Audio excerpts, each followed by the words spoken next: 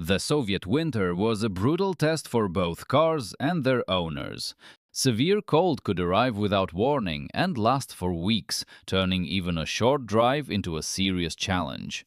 In those conditions, every detail mattered: whether the engine started reliably, how quickly it warmed up, how well the heater worked, and how long the cabin could hold on to its heat. Over time, Soviet engineers began paying more attention to these qualities. New cars appeared that warmed up faster, protected the driver and passengers from the cold more effectively, and remained comfortable even in extremely low temperatures. In this video, we'll take a look at 5 of the warmest cars ever built in the Soviet Union. Let's get started. Taking fifth place is the Gaz-24 Volga, a car that was seen as far more than simple transportation. Introduced in the late 1960s, the new Volga quickly became a symbol of status and government service. It could be found outside ministry buildings, in taxi fleets, police departments, and emergency medical services. For the average Soviet buyer, however, it remained rare and prestigious, so people expected it to provide comfort in any season. Under the hood was a 2.4-liter four-cylinder gasoline engine producing 95 horsepower. That was enough for relaxed, smooth driving. The Volga was never designed for strong acceleration or sporty performance. Ride comfort, reliability, and ease of repair mattered far more. Its long wheelbase and soft suspension allowed it to handle rough roads with ease, while the spacious interior offered more comfort than most ordinary Soviet cars. Inside, everything looked simple, sturdy, and serious. Wide seats, restrained trim, and a straightforward dashboard gave the car a solid, respectable feel, even though it was hardly luxurious. Winter, however, revealed just how dependent such a large body was on an effective heating system. In early models, the heater did not always cope with severe cold as quickly as owners would have liked. Until the engine reached operating temperature, the interior stayed cold and frost could form across the windshield. This was especially inconvenient for people who used the car every day. Taxi drivers, ambulance crews, and government chauffeurs could not afford to wait for the car to warm up after every stop. Doors opening constantly allowed the accumulated heat to escape, placing even greater demands on the heater. As production continued, the system was gradually improved. Airflow was directed more effectively, windshield defrosting became more efficient, and heat was distributed more evenly throughout the interior. These upgrades made winter driving much more comfortable. With a clean heater core, properly sealed doors, and a working blower fan, the Volga could maintain a pleasant temperature even in bitter cold. Warm air also cleared the windshield more quickly and helped preserve visibility on the road. That was an important advantage in such a roomy car, since heating a large interior is much harder than warming up a small economy car. The Volga was not the fastest car to warm up, which is why it ranks only 5th. Still, its combination of a spacious interior, smooth ride, and improved heating system made it a dependable winter vehicle. Over time, the Volga overcame many of its early shortcomings and proved that it could remain comfortable not only in summer, but during the harshest Soviet winters as well. In fourth place is the Lada 2109, which arrived on Soviet roads in the second half of the 1980s. Next to the familiar rear-wheel drive Ladas, it looked completely different. Front-wheel drive, sharp body lines, plastic bumpers, and large rectangular headlights gave it a distinctly modern appearance.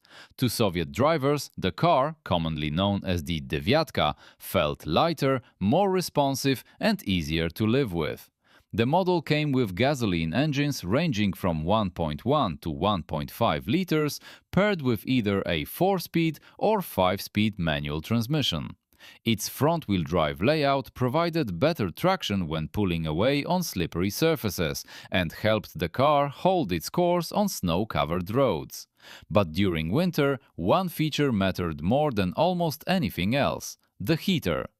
The 2109 had a relatively compact interior, so the heater did not need much time to warm the entire cabin. Once the engine began reaching operating temperature, a strong flow of warm air quickly filled the front of the car. Within just a few minutes, the worst of the cold began to disappear, allowing the driver to take off their gloves and stop rubbing their frozen hands together. The windshield defroster was another major advantage. In older cars, frost often remained around the edges of the glass, while the windshield could fog up again once the car was moving. In the 2109, airflow was directed more effectively, restoring visibility much faster. Drivers could get on the road sooner and spend less time dealing with frozen or fogged-up windows. In extreme cold, this was not merely a matter of comfort, it was an important safety feature. Many owners believed that a properly functioning 2109 heater could compete with the systems found in some imported cars. Of course, its performance depended heavily on the condition of the heater core, blower fan, air control flaps, and door seals. When any of these components failed, heat circulation suffered and cold drafts entered the cabin. But a well-maintained car could become warm and comfortable surprisingly quickly, even when temperatures dropped far below freezing. The modern interior added to the overall impression. The dashboard looked unusual for a Soviet car. The controls were easier to reach, and the driving position was better thought out. A roomy cargo area and folding rear seat made the model practical not only around town, but also on longer trips. These advantages became especially noticeable in winter, when a warm cabin made the car suitable for everyday use, regardless of the weather. The 2109 takes fourth place thanks to its quick warm-up time, effective windshield defroster, and combination of a compact cabin with a more modern interior design. It was not the hottest Soviet car ever built, but compared with earlier models, it represented a clear step forward. For many drivers, the Deviatka was the car that made the harsh Soviet winter feel far less intimidating. Taking third place is the Lada 2106, one of the best-known and most beloved models in the Lada lineup. Production began in 1976, and the car quickly earned a reputation for being comfortable, well-equipped, and more refined than earlier models. Its exterior looked more upscale, while the interior felt warmer and more inviting. For many Soviet owners, the 2106 was a genuine source of pride. Depending on the version, the car came with gasoline engines ranging from 1.3 to 1.6 liters and producing roughly 64 to 80 horsepower. That was enough for everyday city driving and comfortable cruising on the highway. Up front, it used an independent suspension with control arms, while the rear featured a solid axle located by trailing links. The design was simple, durable, and familiar to mechanics across the country. The car's real advantage became clear in winter. Its heater was considered one of the most effective among the classic rear-wheel drive Ladas. Once the engine warmed up, a powerful stream of hot air began flowing into the cabin. Because the interior was relatively small, it heated up quickly, and even in severe cold, the driver and passengers could take off their hats and heavy winter coats. The heater worked especially well in the front of the cabin. Warm air was directed towards the footwells and helped defrost the windshield. In many Soviet cars, drivers had to wait a long time for the frost to disappear and the windows to stop fogging up. In a properly maintained 2106, that process was noticeably faster. Owners often remembered that the cabin could become so hot in bitter cold that they had to crack a window open. For a car of that era, this was a major advantage. Of course, performance depended on the condition of the heater core, control valve, blower fan, and body seals. In an old or poorly maintained car, heating efficiency dropped sharply. But a well-kept 2106 was remarkably good at holding on to warmth.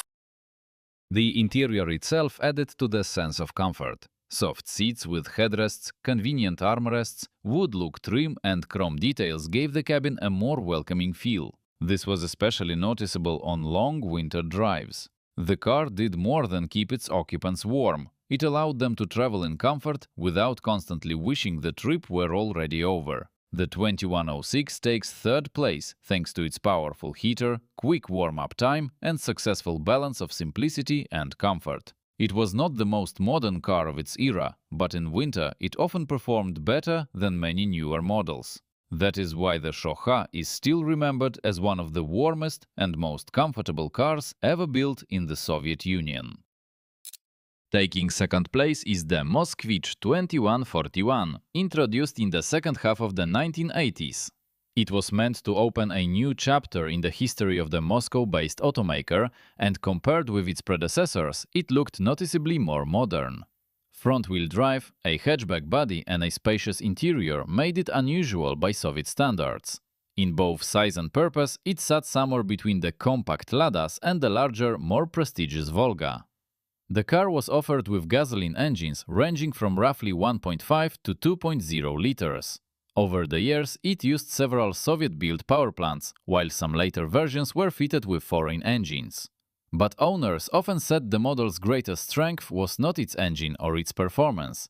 The Moskvich 2141 truly came into its own during winter, when its powerful heating system went to work. Its cabin was larger than those of most mass-produced Soviet passenger cars, yet it still warmed up fairly quickly. Once the engine reached operating temperature, the heater delivered a strong flow of warm air and distributed it evenly throughout the interior. The front of the cabin became comfortable within a short time, while rear-seat passengers did not feel forgotten as they often did in other cars. Airflow to the windows was also well designed. The windshield cleared the frost without a long wait and was less likely to fog up while driving. This was extremely important in winter. The driver could prepare the car for the road more quickly, maintain clear visibility, and avoid constantly wiping the glass. Even in severe cold, a properly functioning system could keep the interior at a comfortable temperature. This quality was especially appreciated by drivers in northern regions. A large cabin usually takes longer to heat, but the Moskvich handled low temperatures with confidence. Owners recalled that even at around minus 30 degrees Celsius, they could drive while wearing only a light jacket. The heat was also distributed evenly, without the sharp contrast between an overheated front section and a freezing rear seat. The heater itself had a relatively simple design. The heater core and other major components could be serviced without taking half the car apart. This made cleaning, repairs, and replacement parts much easier. In the Soviet Union, where keeping a car running often depended on the owner's own skills, easy access to these components was a major advantage. A spacious cabin, soft seats, and a large cargo area made the Moskvich 2141 a practical family car. Front-wheel drive also helped it move more confidently through snow, although the result still depended on the tires and the driver's experience. The model earns second place for combining generous interior space with quick warm-up times and effective windshield defrosting. In winter, this Moskvich offered something many Soviet cars lacked: steady, evenly distributed heat.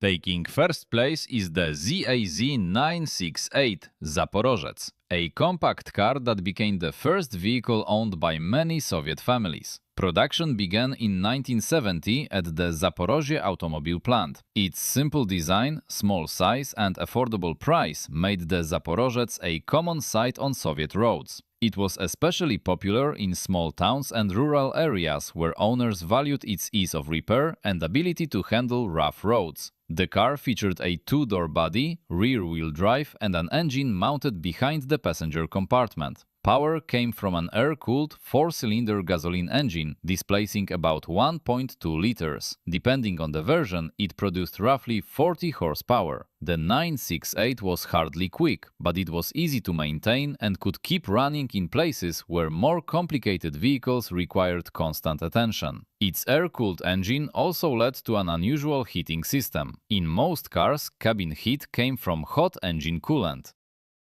The Zaporożec had no liquid cooling system, so engineers had to find another solution. They equipped the car with a separate gasoline-powered heater that operated independently of the engine temperature. Once switched on, the unit burned a small amount of fuel and sent hot air into the cabin. This meant there was no need to wait for the engine to warm up. the small interior filled with heat quickly, and within a short time, the driver and passengers could feel a noticeable difference. In severe cold, this gave the 968 a major advantage over many larger cars. When the heater was working properly, the cabin could become so hot that owners sometimes had to crack the windows open. The warm air also helped clear frost from the glass and allowed drivers to get on the road sooner. While people in other cars were still waiting for the engine to warm the coolant, the Zaporozhets could already provide full cabin heat. However, the independent heater required careful maintenance. It drew gasoline from the main fuel tank and needed regular cleaning and proper adjustment. Owners had to monitor the spark plug, fuel line, airflow, and combustion chamber. When poorly maintained, the system could smoke, start unreliably, or even create a fire hazard. Despite these drawbacks, a properly functioning heater was extremely effective. The 968 takes first place not because of luxury features or a spacious cabin, but because of its unconventional engineering. Its independent heater turned the tiny car into a warm shelter where even bitter cold felt far less severe. That is why the Zaporozhets is remembered as one of the warmest cars ever built in the Soviet Union.